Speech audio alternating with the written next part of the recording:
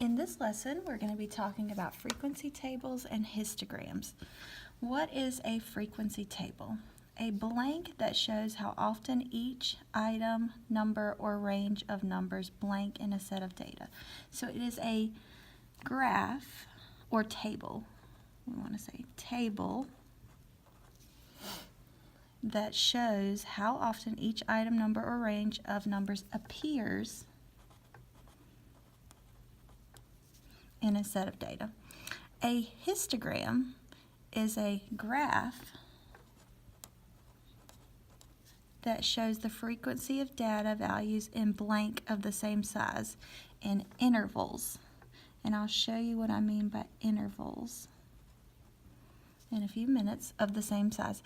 The blank of a bar represents the frequency of the values in the interval. The height of a bar represents the frequency of the values in the interval. All right, so for example, here's what we're talking about. This is a frequency table. These are the intervals we decided to put them in. So for every value that is a 1 through 5, we're going to count them and write that. Well, we're going to write the tallies, tally them, and then write the amount, which is the frequency. So we're going to look through all the numbers for 1 through 5. So we've got 1, 5, 2, 5, 3, 4, 5, 6. So there were 1, 2, 3, 4, 5, 6 tallies of values with 1 through 5. Okay, let's look for 6 through 10. So 1, 2, 3, 4, 5, 6. 6 again. And then 1, 2, 3 values that were 11 through 15. All right, and you see how this was represented here? So in this histogram right here, we counted that there were 6 bars. So 1, 2, 3, 4, 5, 6. That's the 6 values that represented 1 through 5. Then 1, 2, 3, 4, 5, 6, 7. So we might have miscounted for 6 through 10. So let me check that one again. Oh, yeah, because I counted 10 in the next group. So that should actually be a 7. This should be a 2. So that's why it's always good to double check your answers with these. Okay, so let's talk about how to create a histogram. So make sure if you need to at any point to pause this so that you have it all written down. Okay, so how do you create a histogram? Blank data from least to greatest. Well, this is what we talked about with mean, median, mode. You need to order your data from least to greatest, decide on the intervals. So we needed to figure out how we're going to make our intervals. Are we going to make them by 2s, 3s, 4s, 5s, and 6s? So up here you see when we did this one, the intervals were by 5s. Okay. Make a blank table. Frequency, as we showed you above. Label axes and blank the histogram. Okay, so draw the histogram. Draw a blank to represent the frequency of each interval, a bar. So you see how they drew this bar. This is what they mean by bar. All right. The frequency table shows the number of video games that each person in a class owns. So this one they did intervals of 3s, so they found that the number of video games that each person in a class owns for the value, so 11 students have 1 through 3 games, 4 students have 4 through 6 games, 7 through 9, 0 students have that many games, 10 through 12, so 3 students have 10 through 12 games, and 6 students have 13 through 15 games.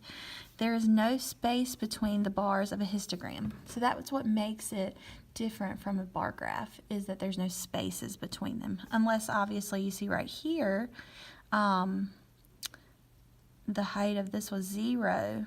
Okay, so this one did not have a bar, but there was still no spaces between the bars that you draw together. All right. So at this moment, I'm going to give you about 8 minutes to pause this video and try this on your own.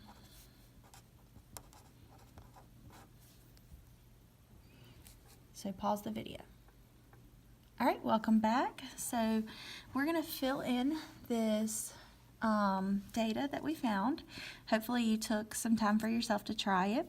So it looks like they did intervals of 19 through 21, so that would be intervals of 3, or intervals basically, yeah, of 3. So we're going to do an interval of, let's see, to 18. So we would do, we're going to do 16 to 18, okay? Because they did 6, so we did 16, 17, 18, they did 19, 20, 21, 22, 23, 24, so then we'll do 25, 26, 27, and we're going to tally up how many of each of those we see. So for values of 16 through 18, let's see what we have.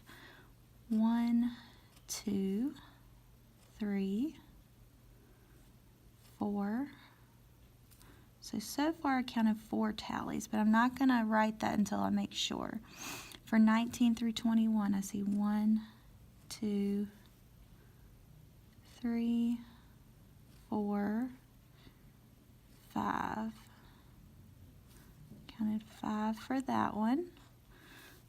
22 through 24, so 1, 2, 3, 4 for that one.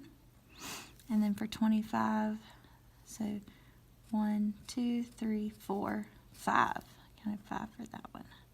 So we've got 4, 5, 4, 5. So first we are going to go ahead and label our graph. So we're with our intervals, we've got 16 through 18. We've got 19 through 21. 22 through 27, or 22 through 24, and then 25 through 27 is the last column. And this represents the ages, and this represents the number of players.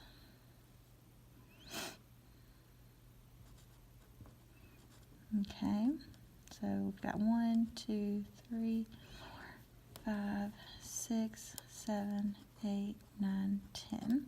All right, so for our first column we had 4, so I'm going to draw a bar to 4 and color it in.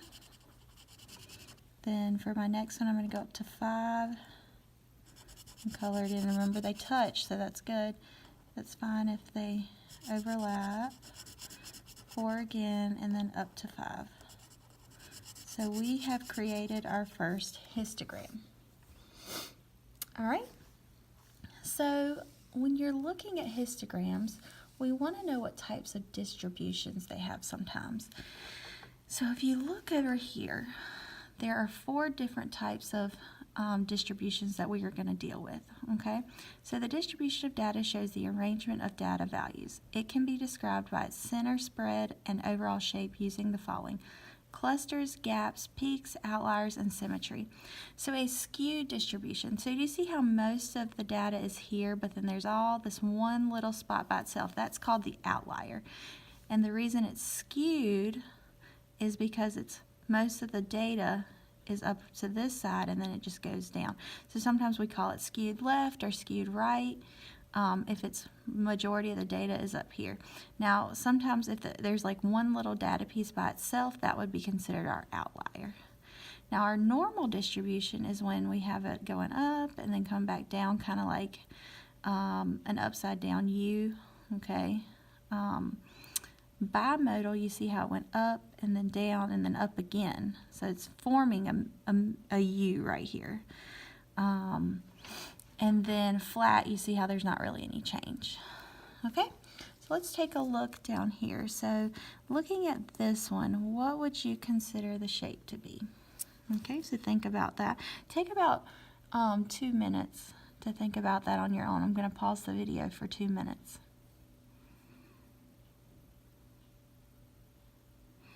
All right, so now that you're back, so how would you consider this distribution? For me, we see how it's like slowly going up and then comes back down. So I would consider this normal. Now remember, the mode is the one that occurs most often. So which interval did we have the most in? Well, that would have been 20 through 29. And for this one, there was no outliers.